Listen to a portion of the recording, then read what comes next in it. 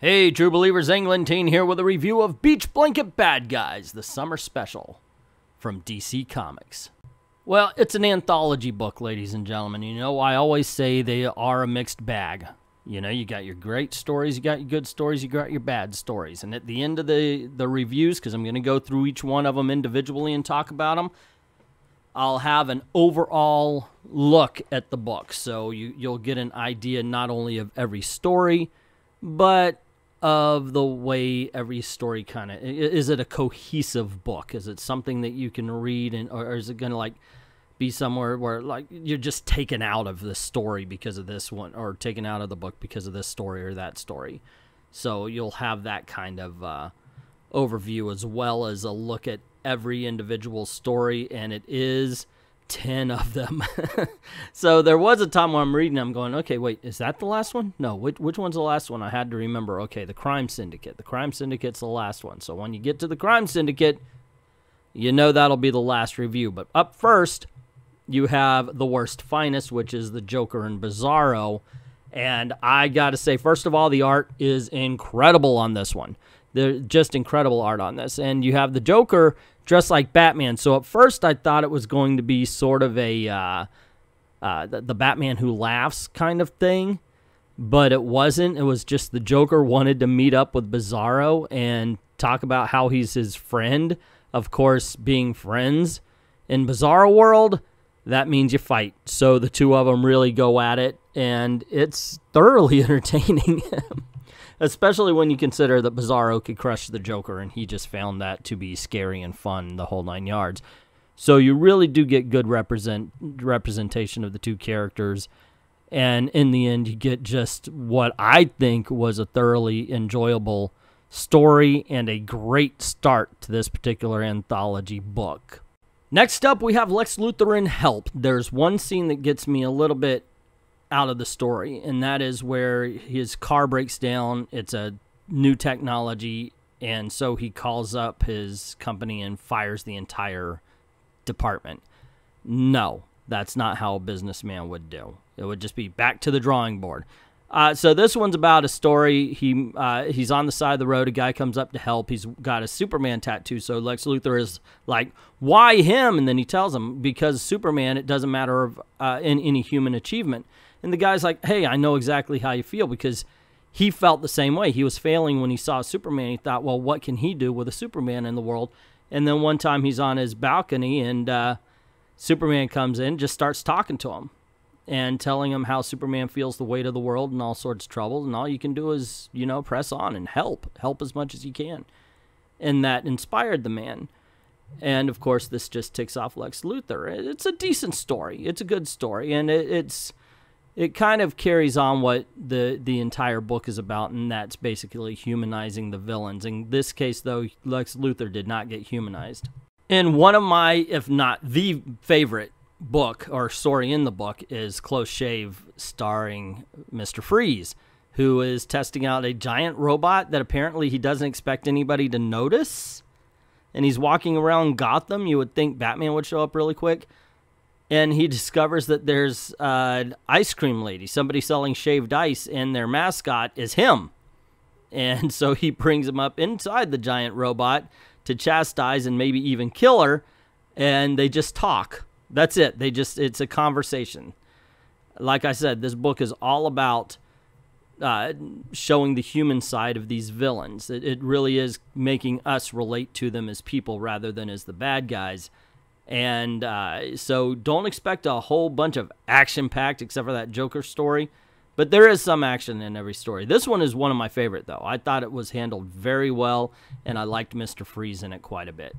While I still think False Idols starring Cheetah is good, I do think it's the weakest of the book. I might change my mind as I'm going through the stories again, but this one is just, you know, this girl comes up, she's made a sacrifice to Cheetah, she wants some of the Cheetah power, because she heard that's how it works, and it's basically, we just get this girl's story, and then Wonder Woman comes up, Cheetah fights her, and we find out a lot of motives for Cheetah. Overall, it's all right. You know, like I said, it's not bad. It's just when compared to the rest of the book, I do think the cheetah is the weakest of the stories. All right, Black Manta. He's so hot right now. And this is, I'm sorry to say, it kind of drags a little bit. This is told from the perspective of somebody on an excavation team with Black Manta. And she's saying, wow, I know he's a bad guy, but I don't see this at all. I just see him as part of the team, and he's a good guy. And sure, he gives Atlantis a trouble, but he's helping us a lot. And I just don't understand why they think he's a bad guy. And so it goes. And it gets a little bit hairy, of course, when he begins to show bad guy colors, and the young lady is questioning whether or not she still wants to retain a relationship with him. Yeah, once again, it's okay, but I don't particularly think this is as strong as the stories that came before it. Stronger than the cheetah, but I'm talking about the ones other than that. No redemption in this one, kids. Giganta Strong. She goes back to her hometown, and they're having the high school carnival, and she's even like, you're still doing this? This is the way you think you're going to get to kids? And nobody remembers her.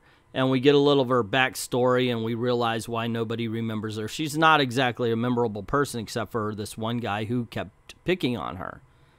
And apparently she was a little bit of a social pariah because of her condition. And turns out that this guy's still there, and she sees his son, and his son's a bully just like he was, and decides, well, hey, you know, boys will be boys, bullies will be bullies, get over it. People always get over it, which, of course, makes her go off and, well, right here she's stepping on the school. You know, spoilers, but like I said, it's not a redemption story. It's a revenge story. And she does get revenge and kind of inspires a young lady to do the same.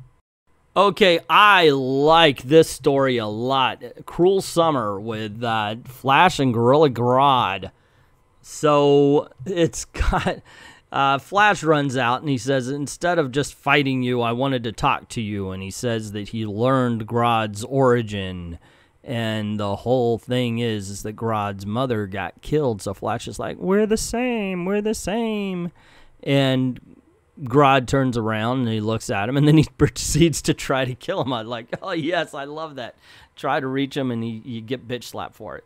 I totally enjoyed this particular story for that. I was thinking, oh, man, if they have any kind of connection here, it's going to be hokey. Don't be hokey.